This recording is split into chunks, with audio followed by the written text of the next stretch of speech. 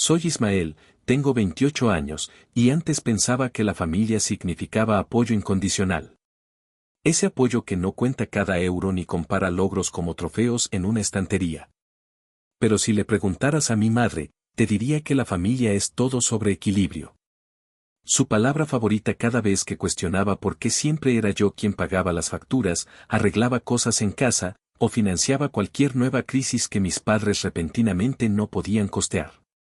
Todo se equilibra, decía, como si no me hubiera dado cuenta de que mi lado de la balanza estaba enterrado bajo una pila de avisos de vencimiento y peticiones de visum. La gota que colmó el vaso no llegó con un estallido. No fue una discusión explosiva o una traición que no pudiera perdonar. No, llegó con sobras tibias en un recipiente de plástico rajado y una frase tan casual, tan engreída, que ni siquiera reaccioné de inmediato. Tu hermana se merecía la bonificación. Ella es la exitosa, dijo mi madre, de pie frente al fregadero de la cocina como si acabara de bendecirme con su sabiduría. Tiró un tenedor al escurridor y me entregó el recipiente como un premio por participar. Llévate esto a casa. Es el pollo del jueves. Esa bonificación de la que hablaba era mi bonificación anual del trabajo. La misma que silenciosamente había ido a parar a su cuenta conjunta de alquiler el año pasado para ayudar solo esta vez. Nunca armé un escándalo. Nunca pedí que me lo devolvieran, nunca mencioné que tuve que retrasar las reparaciones de mi coche para que funcionara. Así que, cuando escuché a mi hermana jactarse una semana antes sobre el viaje sorpresa de fin de semana para chicas que nuestra madre le regaló justo después de que mi bonificación llegara a mi cuenta, simplemente me callé y conecté los puntos. Mi hermana Paula tiene 26 años, recién graduada con su máster, y al escuchar a mi madre hablar de ella, pensarías que inventó el agua tibia. Paula era la niña dorada.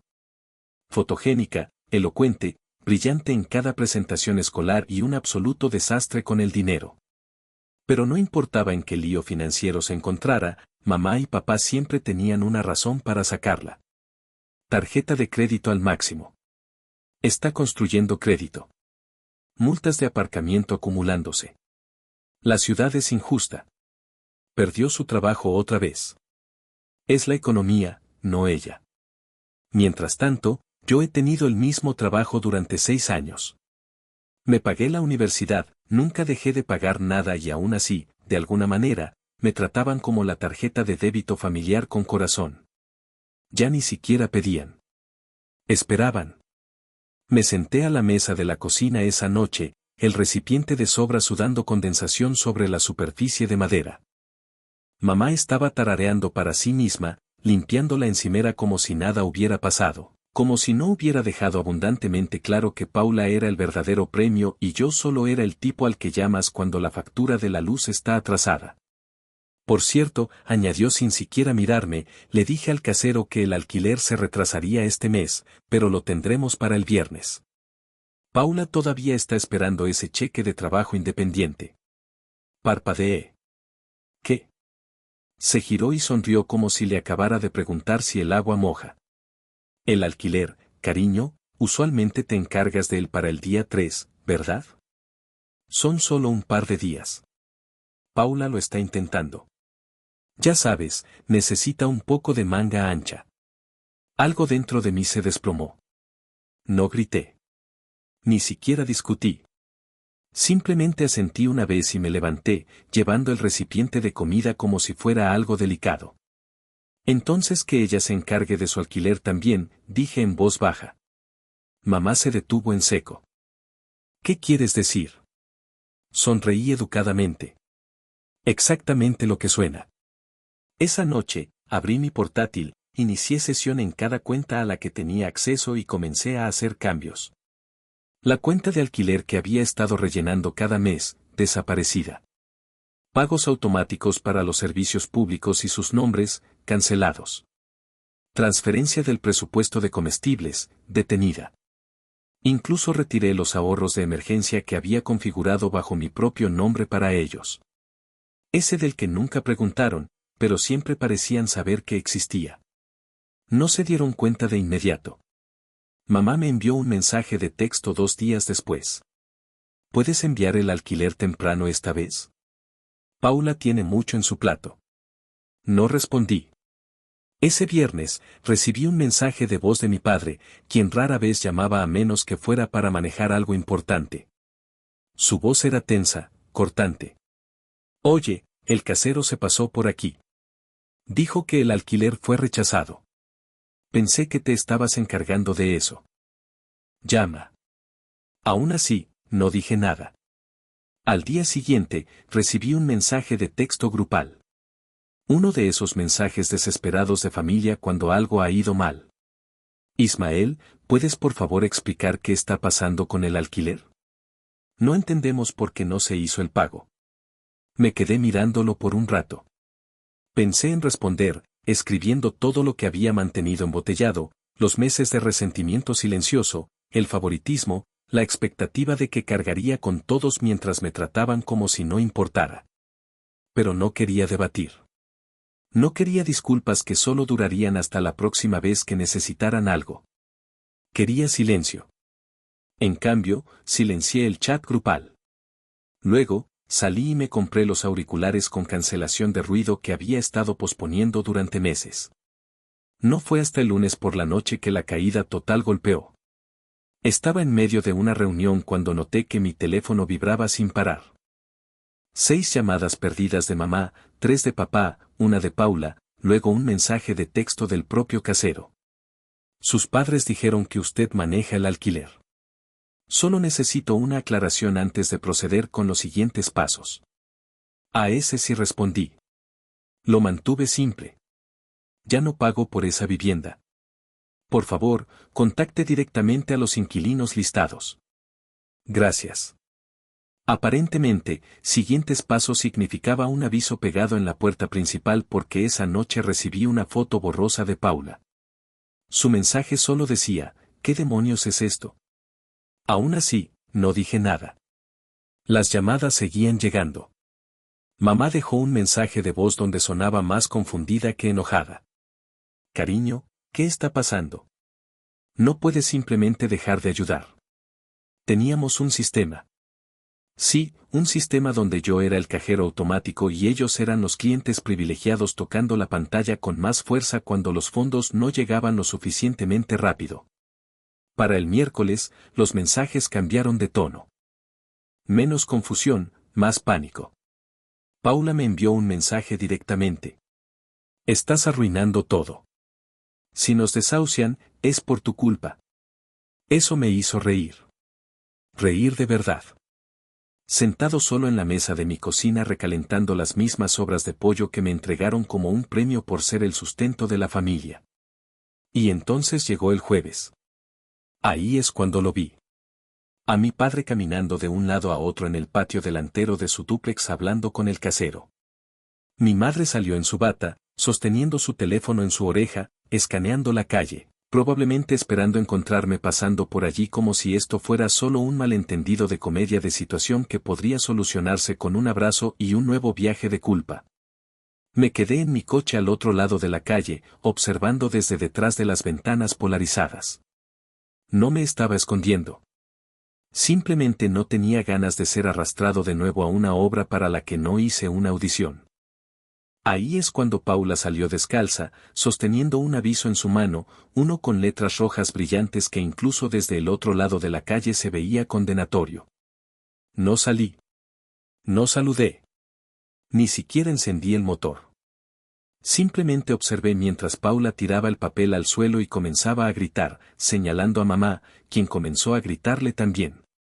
Mi padre intentó calmarlas, pero se notaba que no estaba funcionando.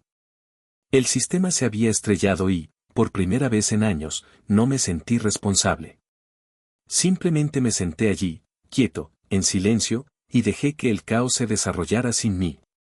Para el siguiente lunes, el silencio era inquietante. No más mensajes de texto frenéticos, no más mensajes de voz nuevos, ni siquiera un meme pasivo-agresivo de Paula. Conocía a mi familia lo suficientemente bien como para darme cuenta de que no era porque se habían calmado. Era estrategia. Se estaban reagrupando. Y, efectivamente, esa noche, mi madre llamó desde un número diferente. Usó el teléfono de mi tía, claramente esperando que contestara. No lo hice, pero dejé que el mensaje de voz se reprodujera, y esta vez la culpa goteaba a través de cada palabra como jarabe. Hola, cariño. Yo, solo quería hablar. Todo esto ha ido demasiado lejos. Somos familia. La familia no se rinde entre sí. Tu hermana está pasando por un momento realmente difícil y estoy haciendo todo lo posible para mantener a todos juntos. Sé que te has sentido poco apreciado últimamente y lo siento si algo de lo que dije te hizo sentir que no importabas, pero esta no es la manera de manejarlo. Solo llámame, ¿de acuerdo? Lo reproduje 2 veces. Una vez con frustración, la segunda vez con lástima, porque eso era lo más parecido a una disculpa que jamás recibiría de ella. Y lo siento sí. Intercalado entre excusas y manipulación velada. Pero se equivocaba en una cosa. No me había rendido con mi familia. Simplemente nunca me dejaron ser parte de ella. No a menos que involucrara abrir mi billetera o arreglar algo que Paula rompió. Al crecer, había una regla tácita en nuestra casa.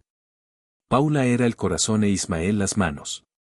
Ella recibía los elogios, los álbumes de fotos, el centro de atención. Yo recibía las tareas, los recados y las conferencias silenciosas sobre ser responsable porque era más maduro. Pero ser maduro en nuestra familia no significaba ser respetado. Significaba ser utilizado.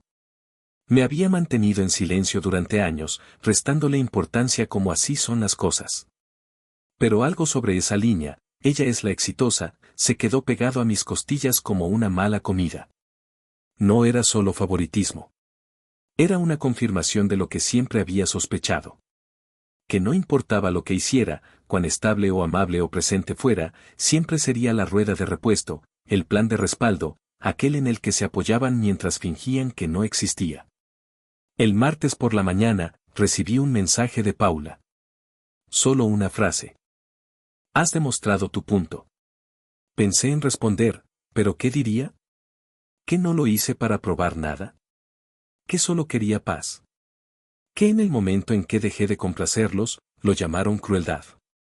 En cambio, hice algo pequeño pero significativo para mí, transferí el dinero que habría gastado en su alquiler a un fondo de viaje que había sido demasiado culpable para tocar durante años.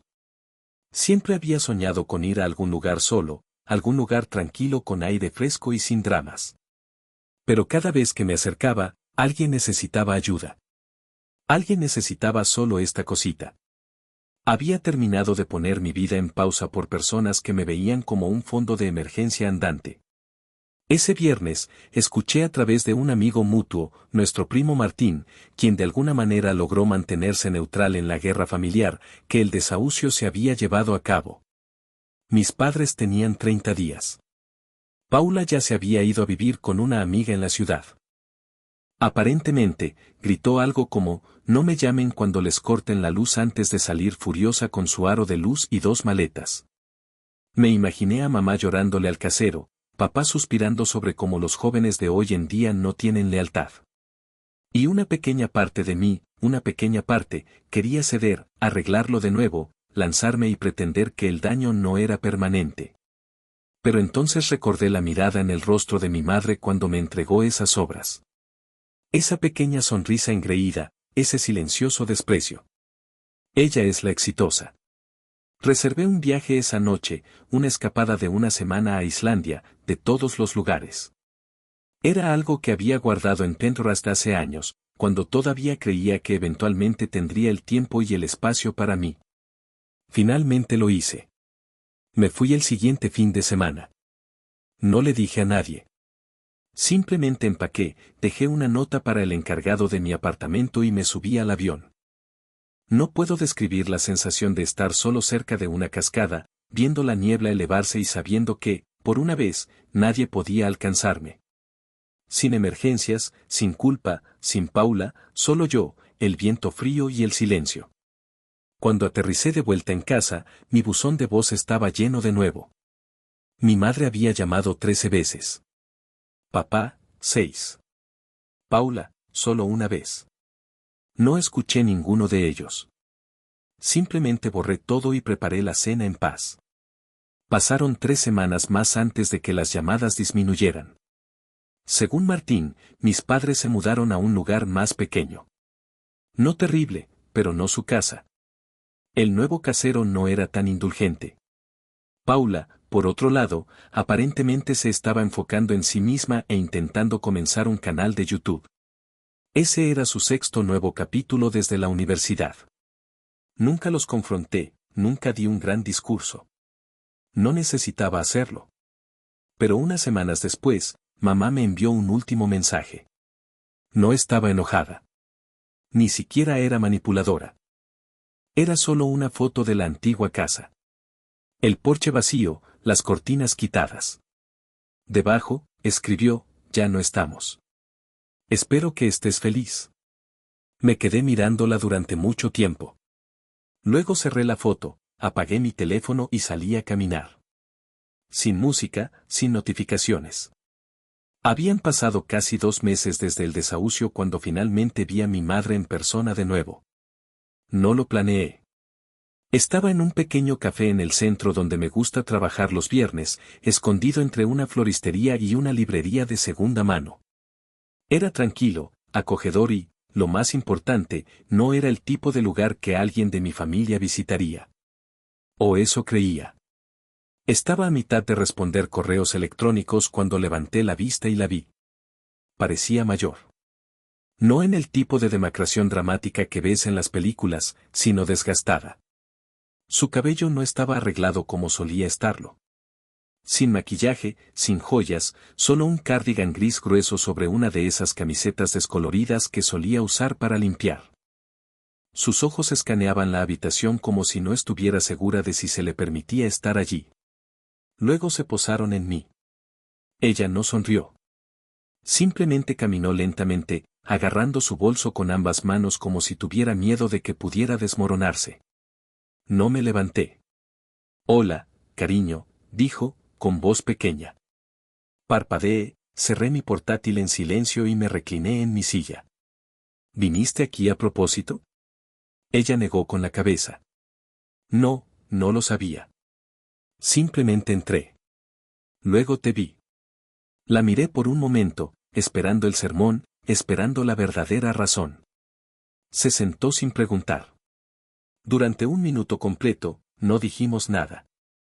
Solo el ocasional tintineo de las tazas de café del barista detrás de nosotros y el bajo zumbido de la lista de reproducción de jazz de alguien sonando por encima. Finalmente, ella rompió el silencio. Nos estamos quedando con el tío David ahora mismo. Solo hasta que resolvamos las cosas. Asentí. Está bien. Es difícil. Tu padre ha estado solicitando algunos trabajos de reparto, pero su espalda está actuando de nuevo. Paula realmente no nos habla mucho. No desde que. Se detuvo, luego me miró. No desde todo. Otra pausa. Luego añadió, echo de menos cuando las cosas no eran así. Sentí ese viejo tirón familiar, ese instinto de extender la mano a través de la mesa, de arreglar, de explicar, de suavizar todo como siempre lo había hecho. Pero esta vez, lo dejé pasar. Bebí un sorbo de mi café. ¿Cuándo fue eso? ¿Cuándo las cosas no eran así? Ella parpadeó. ¿Qué quieres decir? Quiero decir, dije cuidadosamente, ¿cuándo exactamente las cosas no eran así? ¿Cuándo tenía 16 años y trabajaba 2 turnos los fines de semana mientras Paula pedía dinero prestado de tu bolso y faltaba a clase?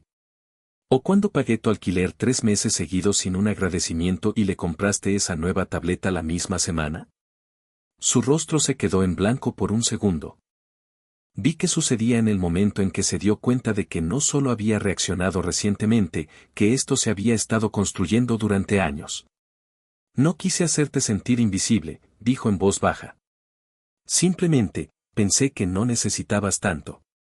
Siempre fuiste tan capaz. No te quejabas. Eso no es lo mismo que estar bien. Ella asintió, luego apartó la mirada. Lo sé. Nos sentamos en silencio de nuevo. Esta vez, no estaba enojado. No estaba tenso. Estaba simplemente cansado. Finalmente, sacó algo de su bolso, un pequeño sobre. Parecía arrugado, como si lo hubiera estado cargando durante un tiempo. Lo deslizó por la mesa. ¿Qué es esto?, pregunté. Ella no respondió de inmediato. No es dinero. No tenemos ninguno ahora mismo. Es solo una carta. La escribí cuando llegamos a casa de David. No sabía si alguna vez te la daría. No la abrí. Simplemente asentí, la coloqué junto a mi taza y me recliné. Se levantó lentamente. Probablemente no quieras escuchar esto ahora mismo, pero realmente estoy orgullosa de ti, Ismael. Solo desearía haberlo demostrado cuando importaba. No respondí. Dio algunos pasos alejándose, luego se detuvo. Siempre fuiste el más fuerte de nosotros. Lo siento, confundimos eso con invencibilidad. Luego se fue. Me senté allí por un rato simplemente mirando el sobre. No lo abrí de inmediato. No estaba listo. Y honestamente, no estaba seguro de si alguna vez lo estaría, pero tampoco lo tiré. Terminé mi café, volví a abrir mi portátil, volví a trabajar. La vida no hizo clic repentinamente en su lugar. No fui mágicamente curado o liberado del enredo que es la historia familiar. Pero algo había cambiado. La culpa era más silenciosa. El aire estaba más claro. Y por una vez, no sentí que le debía nada a nadie. No abrí la carta ese día. De hecho, se quedó sobre mi escritorio durante casi una semana sin tocar. La miraba de reojo entre tareas, a veces la recogía, la volteaba, pero nunca la despegaba. No porque tuviera miedo de lo que dijera, sino porque ya sabía lo que diría. Disculpas vestidas de nostalgia. Justificaciones envueltas en la historia familiar. Tal vez incluso un viaje de culpa o dos haciéndose pasar por cumplidos. Siempre era la misma canción, solo tocada en una clave diferente. Pero una noche, finalmente la leí. Después de un largo día de trabajo, preparé la cena, me serví una copa de vino y me senté bajo el suave resplandor de la lámpara de mi escritorio. Había algo anticlimático en ello. Abrir un sobre que ya esperaba que me decepcionara. Aún así, me debía a mí mismo estar seguro. Comenzó como la mayoría de las cartas de mi madre solían hacerlo, esforzándose demasiado por sonar casual. Hola, cariño. Sé que esto probablemente sea una sorpresa.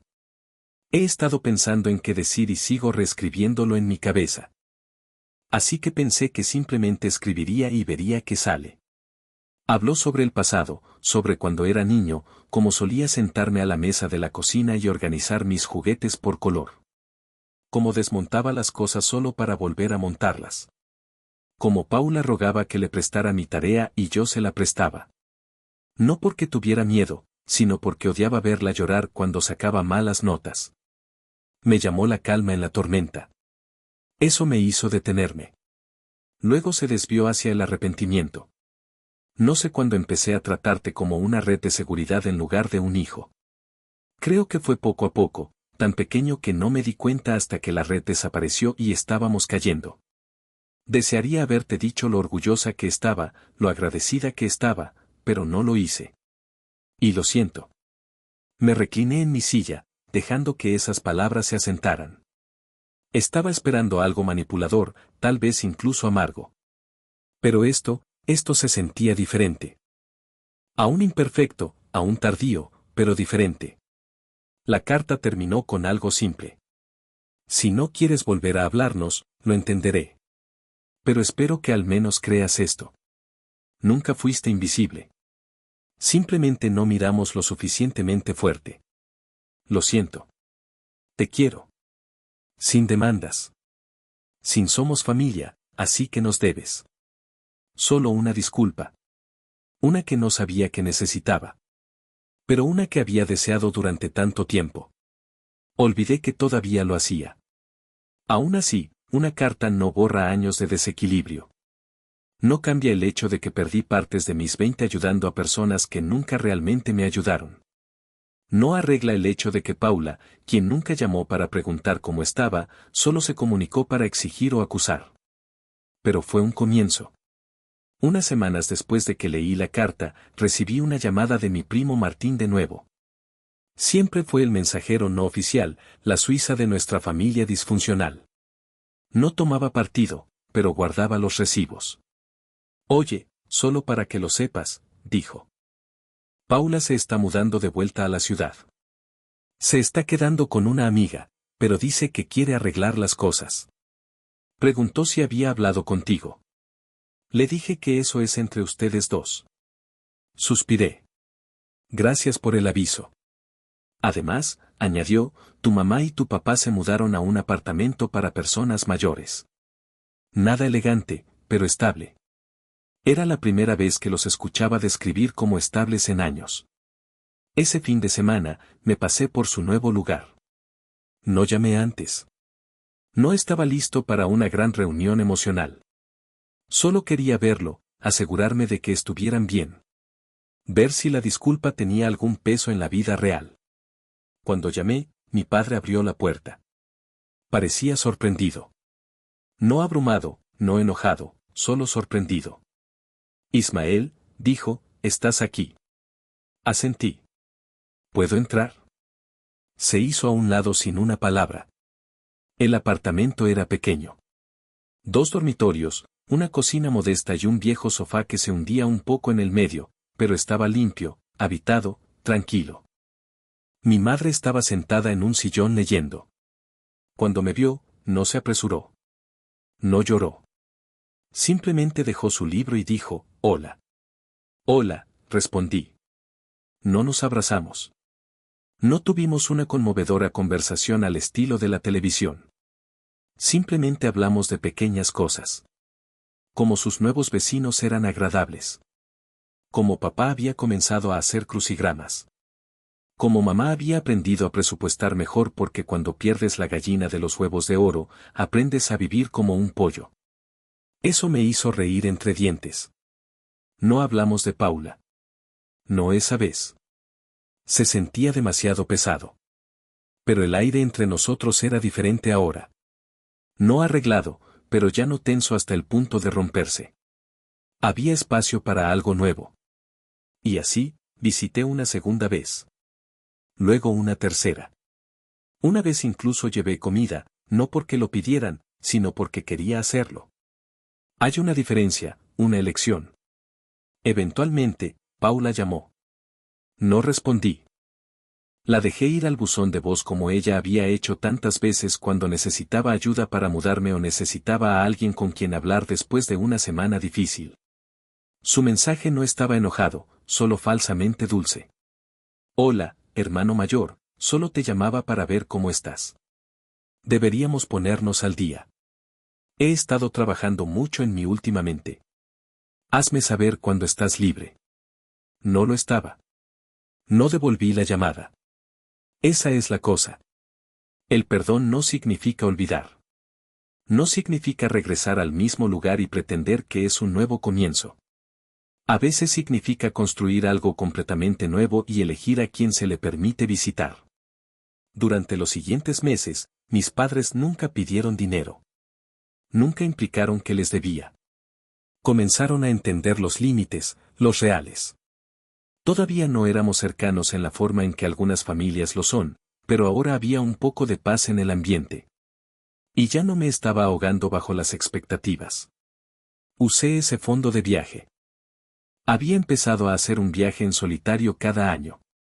Primero Islandia, luego Portugal, luego Kioto. Lugares con los que siempre había soñado pero nunca me había sentido autorizado a explorar. Empecé a tomar fotos de nuevo, algo a lo que había renunciado cuando la vida se volvió demasiado pesada. Eventualmente, vendí algunas copias, incluso abrí una tienda en línea. Nada masivo, solo mío. En cuanto a Paula, mantuvo la distancia. Envió algunos mensajes de texto de vez en cuando. Una vez escribió, lo entiendo. Ya terminaste, pero espero que algún día no lo estés. No respondí. Algunas puertas no necesitan ser cerradas de golpe.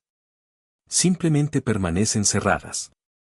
Una tarde, un año después de que todo explotara, estaba sentado con mi madre en ese mismo pequeño café, donde me encontró por accidente. Estábamos bebiendo café, mirando la lluvia, cuando dijo en voz baja, Sabes, solía pensar que tu hermana era la que nos cuidaría cuando envejeciéramos. No respondí de inmediato. Pero siempre fuiste tú quien mantenía todo unido, continuó. Simplemente no me di cuenta hasta que te dejé caer todo. La miré de reojo. Yo no era el pegamento, mamá. Yo era la cinta, temporal, reemplazable. Ella asintió lentamente. Ya no. Y eso fue todo. Sin lágrimas, sin promesas, solo verdad. Tomó casi 3 décadas, pero finalmente aprendí la diferencia entre ayudar y complacer, entre amor y obligación, entre familia y carga. Y al final, no quemé puentes. Simplemente dejé de cargar con ellos.